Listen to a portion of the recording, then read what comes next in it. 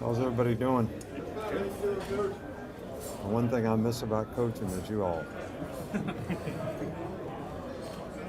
Seeing you every week. This is always an occasion that we look forward to.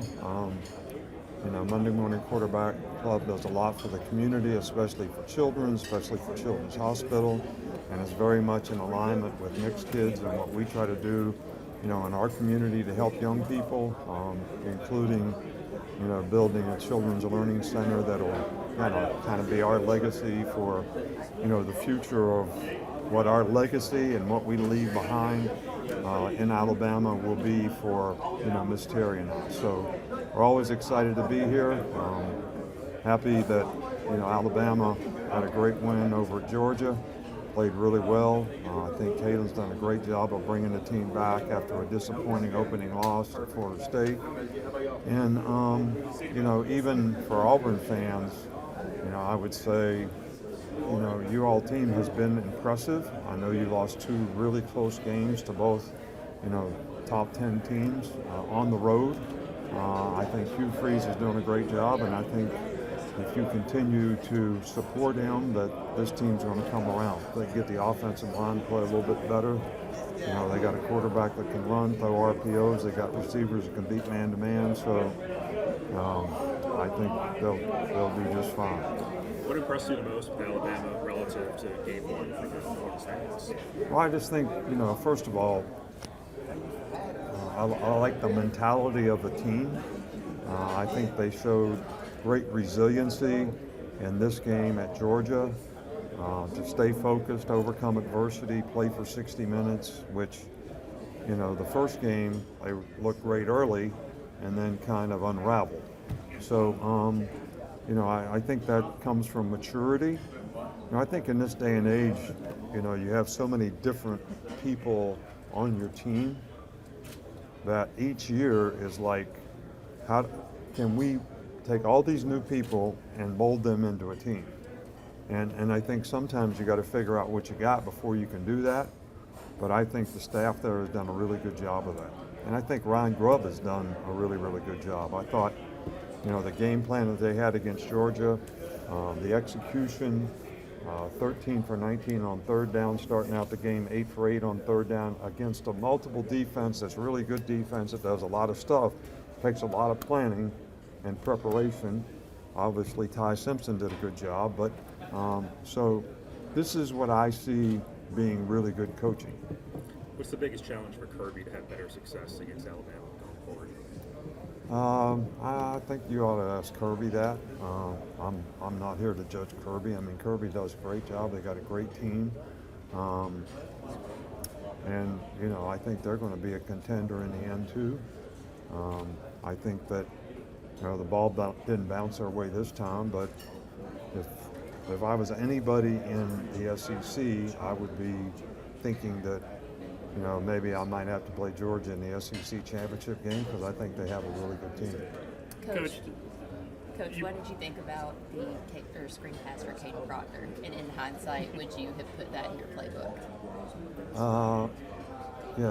We never had any of those kind of tackle-eligible plays, but Proctor is, for his size, he is as athletic as anyone that you're ever going to find. So to do that, I think was great ingenuity on their part, and I can't claim the fact that I would have ever been smart enough to do it. You picked Alabama to win this past Saturday. Was that a little bit of favoritism, or did you see something that you thought gave them the edge? No, I just, I'm not around the team much, but I get a pretty good feel for what's going on from people in the organization, and I just thought the way they responded in the two games before that they were going to play well. I think, Georgia had a very emotional victory coming back in the game and showing, great resiliency at Tennessee, to win that game in overtime. I just think you're going to see this in college football more and more and more. It's going to be more difficult based on the system that we have, that players will play with consistency like we're used to seeing in the past. So just different. What are your concerns about Vanderbilt the Vanderbilt game this weekend? Yeah, I haven't watched Vanderbilt yet, but I have watched them on TV. I think these guys are a really good football team. I think, Clark Lee has done a fabulous job, there. Obviously, Diego is a really good quarterback. They got a really good running back. But this is actually a little better team, in my opinion, just watching them. I'm talking about all the way around defensively and all that, than even what they had a year ago. So, the one thing I think, they're a ball control team. And, one of the big differences in Alabama's team that I see that could be a big benefit in this game is a year ago, there was a lot of 3 and outs and a lot of big plays. This year, they sustained the ball. So just like in the Georgia game, they kept the ball the time of possession, even though Georgia, seldom do you see the team with more rushing yards have less time of possession, which was the case in that game, because they're good on third down. I hope we can continue to run the ball a little bit better and improve in that area. But keeping the ball away from the other team is still something that's really important to do when they have significant players on the other side and you keep giving them opportunities. His last question with Johnny. Auburn's given up 17 sacks the last 2 games on the road. From a communication standpoint, trying to organize the cadence of snap count in environments like this in the SEC, how would you simplify that so that they probably wouldn't have less success? I don't know that you can simplify it. I mean, noise is noise. It is what it is. So you can go on silent, right, which means everybody's got to kind of see the ball. A guard hand taps the center. Now he can snap the ball. So that puts the offensive line at a disadvantage, because you're not looking at who you're going to block. You've got to see the ball out of the corner of your eye. And you can try to go on the clap, or you can use a cadence.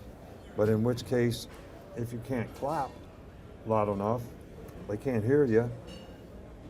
The cadence is not loud enough, they can't hear you.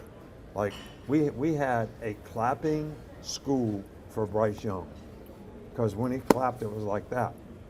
So when we played on the road, we couldn't use a clap. So we had to work on clapping.